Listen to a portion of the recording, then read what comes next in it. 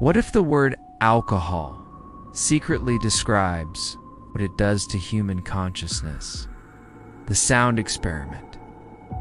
Close your eyes for a moment and listen to the words slowly.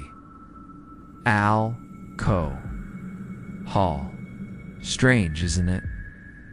Almost as if the sound itself carries weight. Ancient civilizations believed that sound was never accidental. That vibration could influence the human spirit. And once you understand the hidden vibration of this word, you may never hear it the same way again.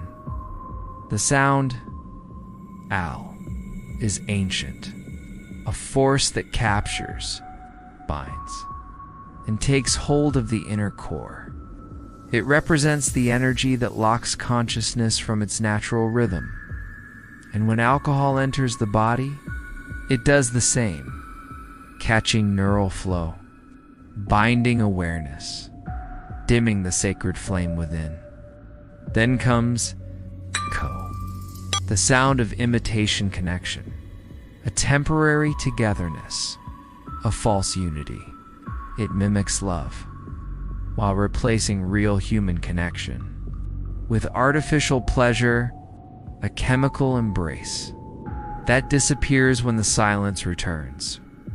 And finally, hol, a sound that echoes through words like hollow, hallucination, ghost, the vibration of emptiness.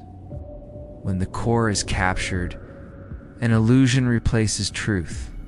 The ghost state emerges, a wandering consciousness, disconnected from its inner light. All three words merging together. L-C-O, hol, the captured core, united with ghost energy. The body remains awake, but the soul begins to drift. This is not celebration. It is separation from the self. Modern neuroscience now reveals something deeper. Alcohol dulls the prefrontal cortex, the center of awareness and decision.